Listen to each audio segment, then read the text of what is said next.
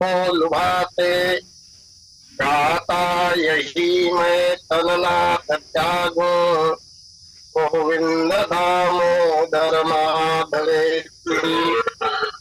याज्ञवल्क्य भरद्वाज मुनि उमा समेत महेश बंदो तुलसीदास पुनिकाग भूषण खगेश रामांडवी उर्मिला श्रुति कीरति पर बाम चार ललन चारो लली तुलसी करत प्रणाम पुनि नारद कर मोह अपारा बहु पीरा वन अवतारा पारिधनाद जेठ सुततासु भट मह प्रथम लीक जग जासो। बोलिए सियावर रामचंद्र की जय।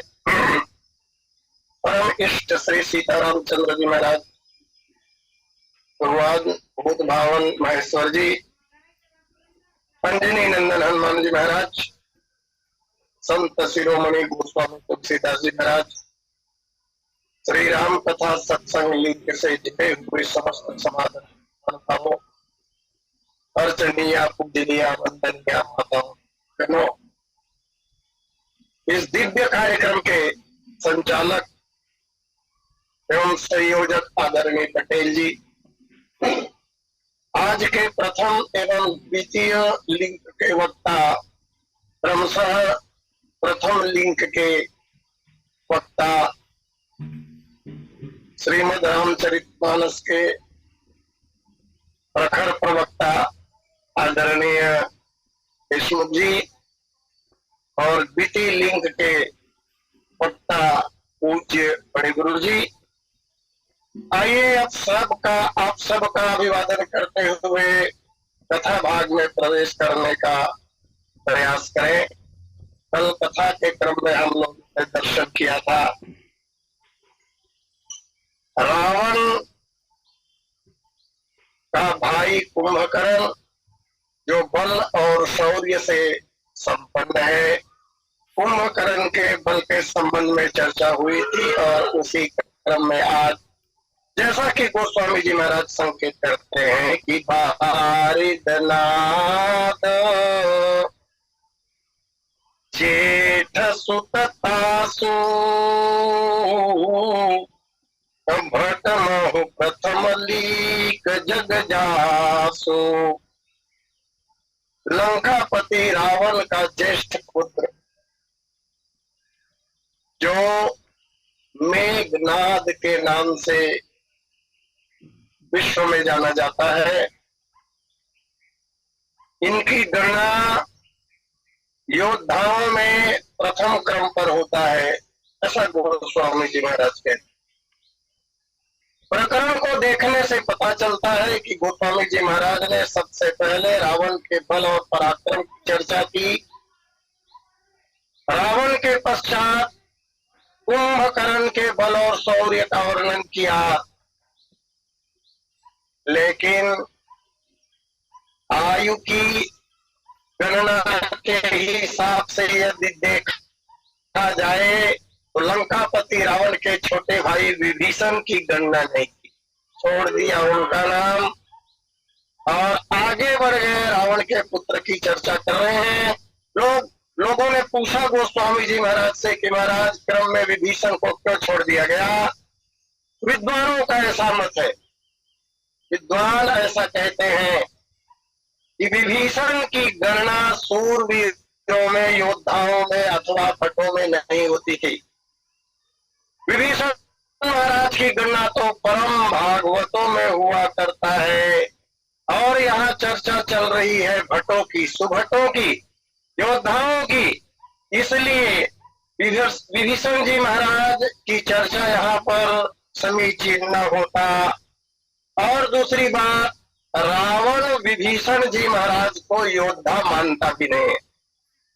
जैसा कि जब विभीषण को लात मारी रावण ने और लंका छोड़कर भगवान की शरणागति में जब विभीषण चले गए, तो गोस्वामी जी महाराज ने वहां वर्णन किया है। रावण कह रहा है, बोले करत राज लंका सठ त्यागी, होई जब कर कीट भागी, सहज भीरु कर वचन दृढ़ाई, और सागर सन ठानी मचलाई। रावण स्वयं ही विभीषण को वीर नहीं मानता, बल्कि विभीषण को रावण कायर मानता है। सचिव सधीत विभीषण जाके, इसलिए उनकी गणना समीचीन नहीं थी। आइए वारिद नाद, वारिद कहते हैं मेघ को, मेघ माने बादल। रावण के बड़े काम मेघनाद है, और मेघनाद का ही रूपांतरण वारिदनाद है, क्योंकि वारिद माने मेघ अर्थात बादल, और नाद माने आवाज। इस योद्धा का ऐसा नाम इसलिए पड़ा, रावण और मंदोदरी का बड़ा पुत्र है। इस समय इस बालक का जन्म हुआ। जन्म लेते समय इसने जब रोया, क्योंकि संसार में हर बच्चों की लीला रुदन से ही आरंभ होती है। रोने के साथ साथ इन्होंने बादलों की तरह गर्जना की। वर्णन आता है, जन्म के समय इस बालक ने जब गर्जना की तो सारी सृष्टि कांप गई, सब लोग भयभीत हो गए, डर गए, और इस बालक का नाम रावण ने इसीलिए मेघनाद कर दिया। महर्षि वाल्मीकि वर्णन करते हैं, ततो मंदोदरी पुत्रम मेघनादम जीजन, स एव इंद्रजिन्नामा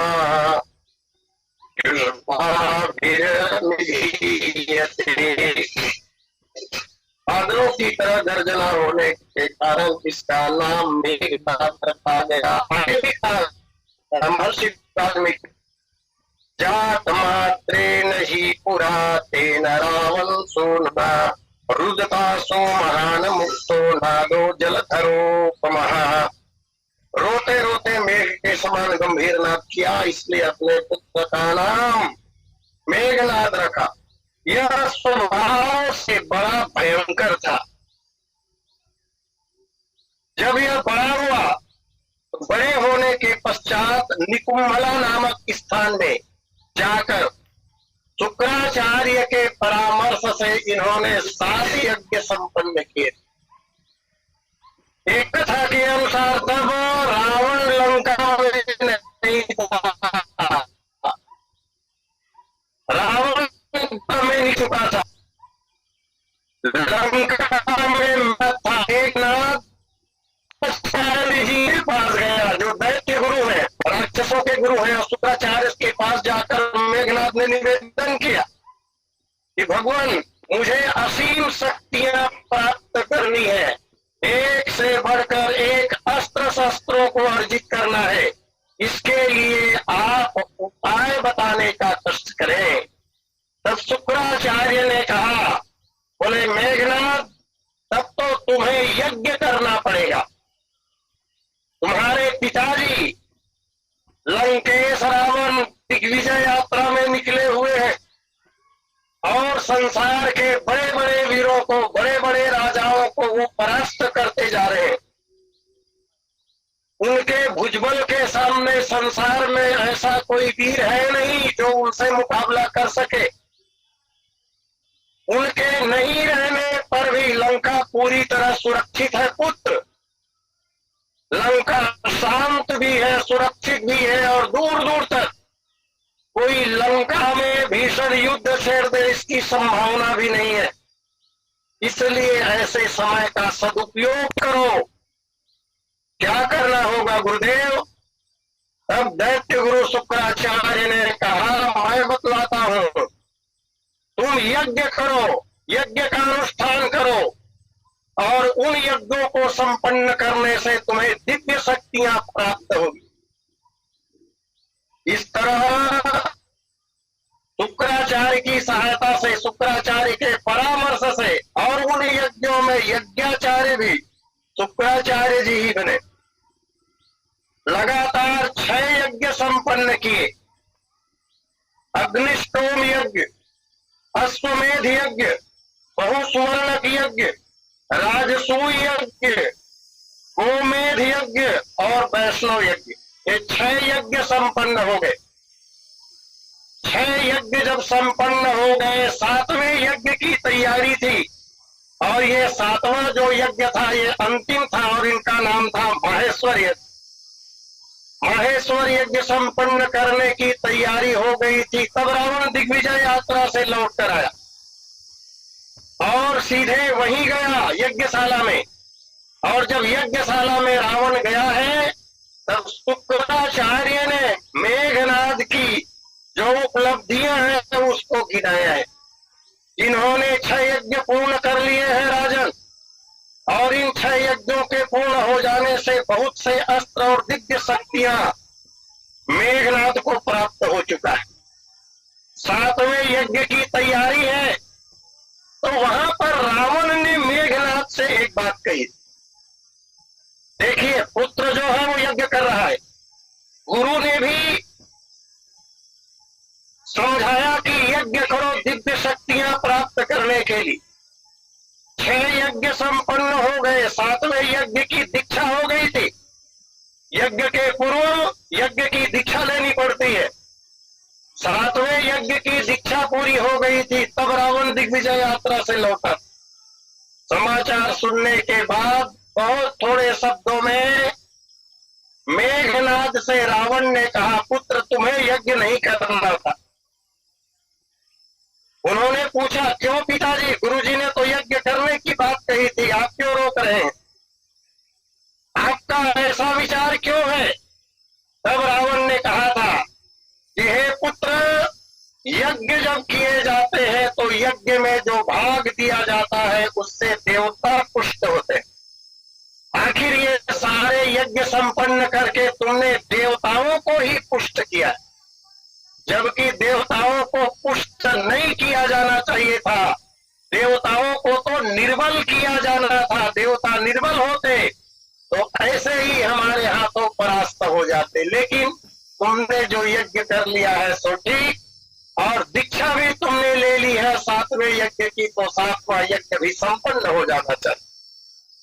इस तरह मेघनाद ने 7वां यज्ञ पूर्ण किया।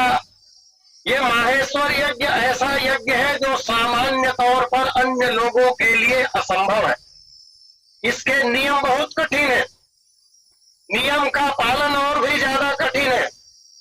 सामग्रियां इसमें बहुत लगती है, सावधानी बहुत है इसमें, और वैसे भी हर यज्ञ नियम प्रधान होता है।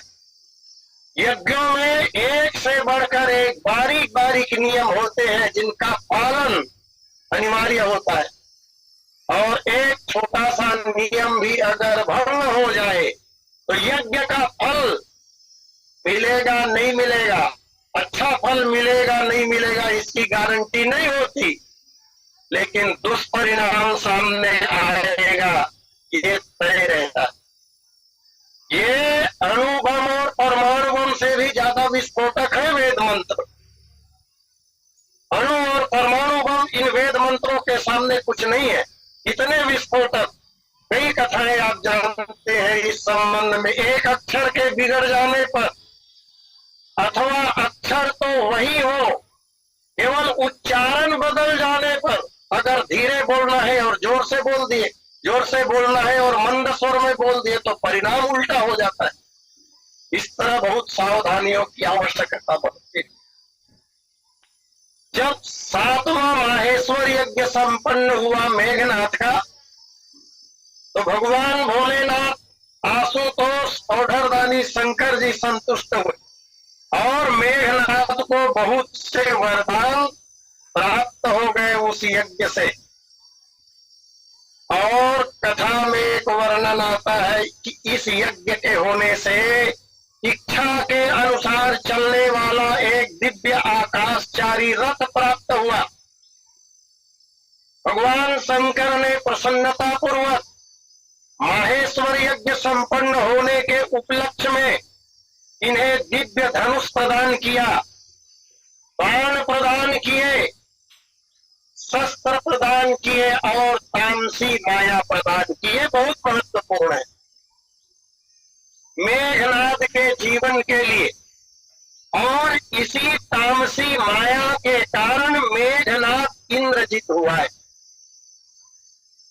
तो माहेश्वर यज्ञ संपन्न करने पर उन्हें बड़ी बड़ी दिव्य शक्तियों के साथ तामसी माया प्राप्त हो गई।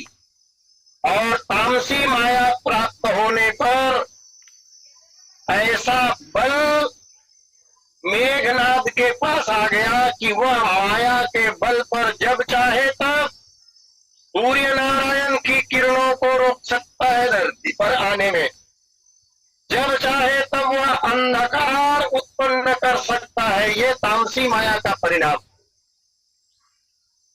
अंधकार कर देता था और इसी माया के कारण छिप कर वह युद्ध करता था। इस माया का ऐसा प्रभाव है कि माया करने वाला, लड़ने वाला वीर कहाँ पर है, कैसे लड़ रहा है, उसके हाथों में कौन कौन से आयुध है, उसकी स्थिति कहाँ पर है, इसको सामने वाला जान ही नहीं सकता। सामान्य मनुष्यों की और राक्षसों की बात छोड़ दीजिए, जब ये अपनी तामसी माया का प्रयोग करता था तब देवता भी नहीं जान पाते थे कि इस समय कौन और कहां से और कैसे लड़ रहा है। यह है तामसी माया, इसकी प्राप्ति हो गई। मैंने अभी अभी कहा था कि ये तामसी माया के कारण ही, इसी के बल पर मेघनाद जो है वो इंद्रजित हुआ। इसकी एक कथा प्राप्त होती है। कथा कुछ इस प्रकार है। भूमंडल में दिग्विजय यात्रा संपन्न करने के बाद रावण लंका लौटा। इधर मेघनाद का सातों यज्ञ संपन्न हो गया। एक दिन लंकापति रावण गया स्वर्ग की ओर और स्वर्ग में जाकर देवराज इंद्र के ऊपर धावा बोल दिया। देवराज इंद्र की आज्ञा से जितने भी देवता हैं वो सब से, ये बहुत अच्छी बात थी। समस्त देवता स्वर्ग में इकट्ठे हुए। यद्यपि रावण बहुत बलशाली है, संसार में उसकी विजय पताका फहरा रही है, सब लोग रावण से परास्त हो चुके हैं और इसी पर वह प्रसन्न होकर या उत्साह में भरकर इंद्र के ऊपर धावा बोला था। लेकिन जब देवता एकजुट हुए और एकजुट होकर अपनी दिव्य शक्तियों का प्रयोग करते हुए रावण को देवताओं ने घेर लिया। जब रावण को देवताओं ने घेर लिया तो रावण के लिए विकट स्थिति निर्मित हो गई। अगर उस दिन उस क्षण इंद्रजीत न आया होता तो रावण की पता नहीं कौन सी स्थिति बनती। उसी तरह जैसे 1857 की आजादी की लड़ाई हम जीत रहे थे, लड़ाई जीतकर कुछ कतिपय कारणों से हम युद्ध हार गए और वो युद्ध हार जाने का परिणाम ये हुआ कि हमारी आजादी प्राप्त करने में 90 साल और विलंब हो गया। चमक उठी सन 57 में वह तलवार पुरानी थी, गूंदे ले हर बोलों के मुंह हमने सुनी कहानी थी। वो क्रांति की आग जो भड़की थी उसमें हम विजय श्री को प्राप्त कर रहे थे। लेकिन हमारे ही अपने कुछ लोग थे जिनके कारण 1857 में हम आजादी प्राप्त नहीं कर सके। रावण की वही स्थिति हो रही थी। अचानक दैव योगवश भगवान की यही मर्जी रही होगी, किसी ने जाकर संदेश दिया मेघनाथ को, बोले मेघनाथ, देवताओं ने तुम्हारे पिताजी को घेर लिया है, कुछ करो। पिता का बड़ा भक्त था भले ही राक्षस। आज के लाखों मनुष्यों से तो श्रेष्ठ था वो। आज हम अपने माता पिता को कितना सम्मान दे पा रहे हैं। राक्षस पुत्र होते हुए भी अपना सब कुछ त्याग कर पिता की रक्षा के लिए वो पुत्र दौड़ पड़ा, चला गया वो इंद्रलोक में। और जब इंद्रलोक में मेघनाद पहुंचा है तो मेघनाद ने देखा कि मेरे पिताजी को देवताओं ने घेर लिया है। और तब उन्होंने इसी तामसी माया का प्रयोग किया और तामसी माया का प्रयोग करके अंधकार को उत्पन्न कर दिया। जब अंधकार उत्पन्न हो गया तो एक व्यक्ति दूसरे को देख नहीं पा रहे हैं, कुछ भी दिखाई नहीं दे रहा है। और इस तरह अंधेरे का वातावरण निर्मित करके तब मेघनाद पीछे से, इसके पीछे से जहां देवराज इंद्र खड़े थे, इंद्र के पीछे से उस व्यूह के अंदर प्रवेश किया। बड़ा तगड़ा व्यूह बना था देवताओं ने। नगर की स्थिति आ गई, देवता लोग देख नहीं पाए, देवता लोग समझ नहीं पाए। और अंधकार की स्थिति में राक्षसों की आंख दिखाई देती है। अंधकार में राक्षस देखते हैं तो अंधकार का लाभ उठाकर मेघनाद इंद्र के पीछे से गया और इंद्र के पीछे से जाकर देवराज इंद्र को पकड़ लिया मेघनाद ने। देवराज इंद्र बहुत प्रयास कर रहे थे छूटने का, लेकिन छूट न पाए देवराज इंद्र। अब प्रकाश किया उसने, अंधकार को समेटा, देवता असहाय हो गए। तब देवराज इंद्र को पकड़कर अपने पिताजी रावण को मुक्त करके इंद्र को लेकर लंका में पहुंचाए मेघनाद। अब देवराज इंद्र के लिए और देवताओं के लिए बड़ी विचित्र स्थिति है। देवताओं ने अनुनय विनय की भगवान ब्रह्मा से, बोले देवाधिदेव ब्रह्मा जी, आप ही हमारे संरक्षक हो और ऐसी विषम परिस्थिति में आप कुछ कीजिए भगवान। हमारे राजा देवराज इंद्र तो अभी बंधन में है, उसको पकड़ के ले गया है मेघनाद लंका में। अब क्या होगा स्वर्ग का, और हम देवताओं की स्थिति क्या बनेगी। तब कथा कह रही है भगवान ब्रह्मा लंका पधारे, मेघनाद के पास गए। अभी तक उनको ये उपाधि मिली नहीं है इंद्रजीत की, अभी वो केवल मेघनाद है, केवल मेघनाद है। ब्रह्मा जी पधारे लंका में और लंका में जाकर मेघनाद को समझाया। बोले पुत्र, तुम देवराज इंद्र को छोड़ दो, इंद्र को मुक्त करो, ये तुम्हारे लिए योग्य नहीं है। ब्रह्मा के ऐसा कहने पर मेघनाद ने एक बहुत बड़ी शर्त रख दी। बोले पितामह ब्रह्मा जी, मैं इंद्र को छोड़ने के लिए तैयार हूं भगवान, इंद्र को एक क्षण में मुक्त कर दूंगा, लेकिन इसके बदले आप मुझे अमर होने का वरदान दीजिए। ब्रह्मा जी ने कहा पुत्र, जातस्य ही ध्रुवोर मृत्युर ध्रुवम जन्म मृतस्य च, जिसका जन्म हुआ है उसको मरना ही पड़ेगा, और तुम्हारा भी जन्म हुआ है, इसलिए तुम अमर नहीं हो सकते। अमरता के स्थान पर कोई दूसरा वरदान मांगो पुत्र। तब मेघनाद ने कहा, मेघनाद ने ये कहा कि भगवान, मैं अपने वरदान में सुधार करता हूं। ठीक है, अमरता का वरदान मुझे नहीं मिल सकता, मैं मानता हूं, लेकिन उसके बदले आप मुझे यह वरदान दीजिए। और मेघनाद के विचार के अनुसार यह भी अमर होने का ही तरीका है, अमर होने का ही तरीका है। आदमी बहुत चालबाज होता है, बहुत चालबाज होता है आदमी।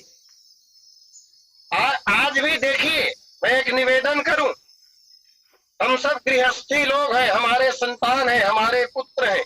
ये पुत्र का होना, संतान उत्पन्न करना, ये वास्तव में क्या है? यह भी अमरता ही है। पुत्र उत्पन्न करना यह भी अमरता है। सीधे सीधे जिस रूप में मैं हूं, इस शरीर के साथ मैं यद्यपि अमर नहीं हो सकता, परंतु आत्मा वही जायते पुत्र। इस न्याय के अनुसार जब पिता ही पुत्र बनकर आता है, या पिता के अंश से ही संतान उत्पन्न हो जाता है, तो दूसरे रूप में जब पिता ही पुत्र बनकर आया तो अमर तो हो ही गया ना, उसका अंश तो अमर हो ही गया ना। और ये प्रक्रिया सतत चलती रहती। बहुत चालबाज है आदमी, और कथाएं तो बहुत सी आती है। मैं प्रणाम करता हूँ, देवताओं को भी चुका जाता है आदमी। तो अपने हिसाब से मेघनाथ ने यही सोचा कि अगर मैं ऐसा कह दूं तो निश्चित रूप से मैं अमर हो जाऊं। और ये ब्रह्मा जी तो बड़े बूढ़े देवता हैं, इनकी बुद्धि जो है वो सठियाने लगी है। ऐसा सोचकर अपने वरदान में सुधार किया, और जो वरदान मांगा वो गजब का वरदान है। उन्होंने कहा, भगवान मुझे ये वरदान दीजिए कि मैं जब जब, शब्दों पर मैं ध्यान चाहूंगा, मैं जब जब अग्नि में हवन करूं तब तब उसमें से एक दिव्य रथ प्रकट होवे भगवान। अब ये यज्ञ रोज करेगा, और रोज करेगा इसका मतलब है कि रोज नया नया रथ इसको प्राप्त होगा। मैं जब जब अग्नि में हवन करूं तब तब उसमें से एक दिव्य नया रथ घोड़ों के सहित प्राप्त हो, और वह रथ गगनचारी हो भगवान, आकाश में भी मेरी इच्छा के अनुसार निर्बाध गति से आ जा सकता हो। और पूर्ण विराम नहीं लगाया। एक वरदान मांगना है, मांग रहा है, एक में अनेक वरदान मांग लिया। ऐसा मुझे रथ दीजिए घोड़े सहित, इच्छाचारी, गगनचारी, और बोला उस रथ में मैं जब तक बैठा रहूं तब तक, चाहे आप ही क्यों न हो, त्रिदेव ही क्यों न हो, औरों की बात छोड़िए, कोई मुझे हरा ना सके भगवान, कोई हरा ना सके। उसको विश्वास था कि मैं नित्य प्रति रोज हवन करूंगा, और रोज हवन करूंगा तो रोज रथ प्राप्त होंगे, और उस रथ में बैठकर ही मैं निकलूंगा। तो वरदान में जब मैं प्राप्त कर लूंगा कि उस रथ में जब तक मैं बैठ रहूंगा तब तक मैं अवध्य हो जाऊं, तो इसका सीधा तात्पर्य है अमर हो जाना। इसी के साथ और जोड़ा, वो रथ ऐसा होना चाहिए भगवान कि किसी के द्वारा वो क्षतिग्रस्त न हो, घोड़े भी ऐसे हो कि किसी के द्वारा घोड़ों का वध न हो। इतना वरदान मांगा। ब्रह्मा जी ने ये मस्त कह दिया, जाओ बेटा, दिया वरदान। और इस वरदान को पाकर तब उसी समय भगवान ब्रह्मा ने उसको प्रसन्न करने के लिए, ताकि ये इंद्र को छोड़ दे, इसलिए यह उपाधि ब्रह्मा जी ने पहली बार दी। आज से तुम इंद्रजीत के नाम से जाने जाओगे, ये संज्ञा उन्हें दे दी। और ये इंद्र को छुड़ाने के लिए प्रयास था। इंद्रजीत के नाम से ब्रह्मा जी ने संबोधित किया, इसलिए जगत भी संबोधित करता है। लेकिन कैसा इंद्रजीत? अंधेरा करके यार, अंधेरा करके पीछे से जाके पकड़ लोगे, और इंद्रजीत सामने से ललकार के आपने देवराज इंद्र को क्यों नहीं पकड़ा? ऐसा छल करके तो कोई किसी के ऊपर जय प्राप्त कर सकता। अनरण्य को भी पीछे से जाकर, आखिर इनके पिताजी रावण ने ही तो मारा था, तो क्या ये कह दिया जाएगा कि अनरण्य को हरा दिया उसने? मार दिया, ये बात सही है, लेकिन धोखेबाजी के साथ मारा गया। लेकिन चूंकि इंद्र को बचाना था, इसलिए युक्त ढंग से भगवान ब्रह्मा ने उन्हें इंद्रजीत की उपाधि दे दी। और इस उपाधि को प्राप्त करके मेघनाथ फूला न समाया, बहुत प्रसन्न हुआ, बोले अभी तक कोई इंद्रजीत नहीं हुआ है, ये उपाधि केवल और केवल मुझे प्राप्त है, मैं इंद्रजीत हो गया। इस तरह अतुलित बल तो उनमें था, इसमें संदेह नहीं है। क्योंकि एक चौपाई आती है अक्षय कुमार के मारे जाने के बाद, जब रावण ने कहा जाओ जो बानर आया है उसको तुम बांध लेना, मारे से जन सुत बांधे स्थाई, मारना मत बेटा उसको, मारना मत, क्या मार ही नहीं सकता है वो, मेघनाथ मार ही नहीं सकता हनुमान जी महाराज को, तुम काहे रोक रहे हो। अगर वो लाख चाहेगा तो हनुमान जी को मार नहीं सकते, क्योंकि अजर अमर गुण निधि सिद्ध हो।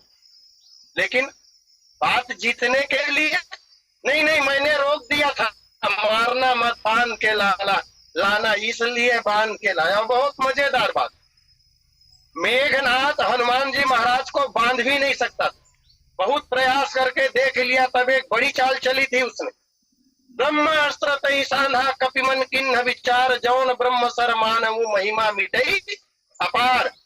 ब्रह्मास्त्र का प्रयोग किया, ये अंतिम अस्त्र है। वो जानते थे कि ब्रह्मास्त्र का प्रयोग जब मैं करूंगा तो हनुमान जी उनका सम्मान करेंगे, और उसमें हनुमान जी महाराज जो है वो मूर्छित हो जाएंगे, बंध जाएंगे। और ब्रह्म अस्त्र के द्वारा हनुमान जी महाराज को पकड़ा, लेकिन अपने पिताजी के सामने ब्रह्मास्त्र में बांध के नहीं लाया मेघनाथ। ब्रह्मास्त्र में केवल हनुमान जी को पकड़ा, और उसके नीचे चौपाई है, नाग पास बांधे से ले गए।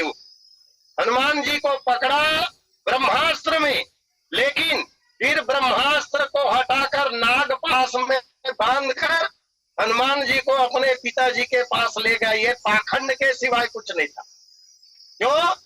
अगर तुम्हारा नाग पास इतना मजबूत है तो नाग पास में क्यों नहीं बांधे हनुमान जी?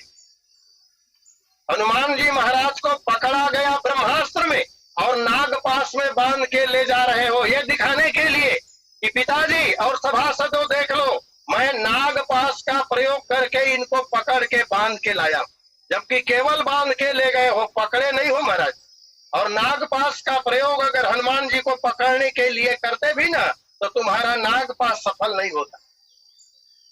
ऐसा मेघनाथ तो अतुलित बलशाली तो था निसंदेह, उन्होंने बहुत से बल प्राप्त किए। ये इनकी पत्नी का नाम था सुलोचना, जो महान पतिव्रता थी। ये सुलोचना वासुकी नाग, मैं निवेदन करूं, वासुकी नाग का ही दूसरा नाम शेषनाग है। शेषनाग को ही वासुकी कहते हैं। वासुकी के सिर के ऊपर ही ये पृथ्वी स्थित। तो वासुकी नाग की बेटी सुलोचना, और सुलोचना का हरण किया था इन्होंने। सुलोचना का हरण करके उनसे विवाह किया था। ये नाग कन्या है, बड़ी पतिव्रता है। सीता जी की खोज में जब हनुमान जी महाराज लंका गए थे और लंका में उत्पात मचाया था, जो बात अभी मैं कह रहा था, ब्रह्मास्त्र से पकड़ा, नाग पास में बांध कर ले गया। ये मेघनाथ अतुलित बलशाली था, प्रतापी और साहसी था। इसने युद्ध में रामदल के बड़े बड़े सूरवीरों को धराशायी कर दिया था, बेहोश कर दिया था, जिनमें खास तौर से गंधमादन, गज, नल, मयंद, जामवंत, नील, सुग्रीव, अंगद, द्विविद आदि बड़े बड़े रामादल के भक्त इनसे परास्त होने लगे थे। और मेघनाथ की मृत्यु बाद में कुमार लक्ष्मण के हाथ में होती है। भटमहु प्रथम लीक जग जासु, ऐसा धुरंधर था मेघनाथ।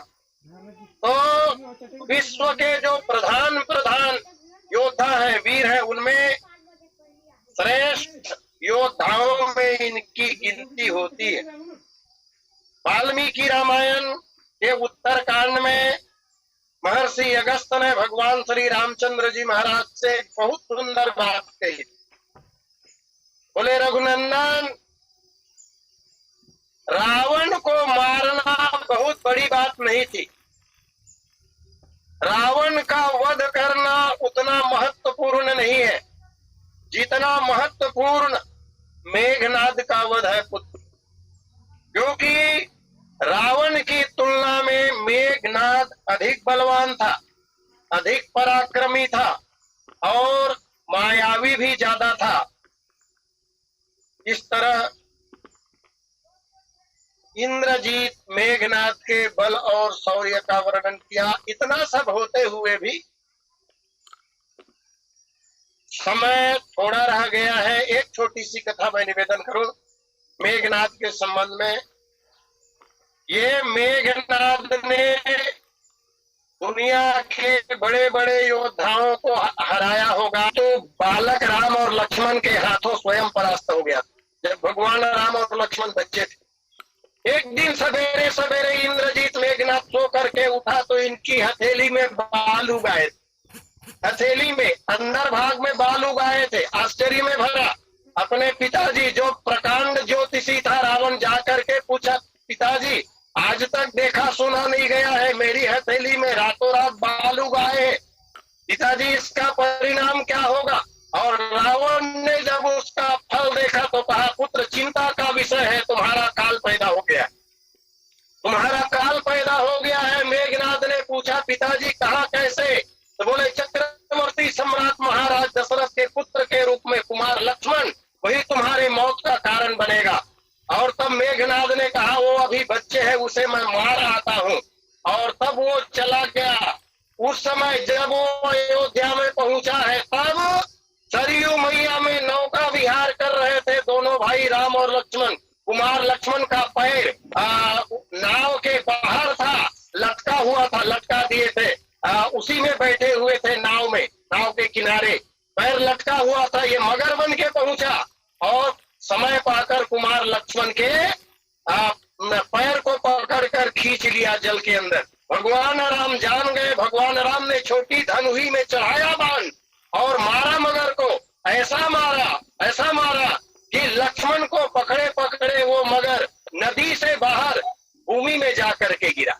दोनों भाई पकड़ करके ले आए अयोध्या में और उनको बंद करके रख दिए। बहुत दिन हो गया जब ये नहीं पहुंचा। रावण को पता चला तो रावण ब्राह्मण का वेश बना के गया। उस समय राम और लक्ष्मण घोड़े में सवार होकर खेलने जा रहे थे और तब ये गया और दशरथ जी से कहा कि हमने सुना है आपके पुत्रों ने अभी अभी एक मगर पकड़ा है, उसको हम मांगने के लिए आए हैं। अहिंसा परमो धर्म वाला हूं मैं। हम बहुत से जीवों को पाल के रखे हैं, बहुत से जीवों को पाल के रखे हैं प्रदर्शन के लिए, तो उसमें मैं इस मगर को ले जाके रखना चाहता हूं। दशरथ जी ने कहा, हम नहीं दे सकते क्योंकि बच्चों ने पकड़ा है, अगर बच्चे देना चाहे तो दे सकते। राम लक्ष्मण से पूछा, क्यों बच्चों? वो पकड़ के लाए हो मगर, उसको मांगने के लिए पंडित जी आए हैं, दे दूं क्या? जल्दी में थे राम और लक्ष्मण। उन्होंने कहा, पिताजी दे दो, हम क्या करेंगे। और तब उसे लेकर के आया और फिर उनका रूप परिवर्तन हुआ मेघनाद का। इस तरह मेघनाद की अनेक कथाएं हैं। समय पूर्णता पर है। आइए अपनी वाणी को विराम देते हुए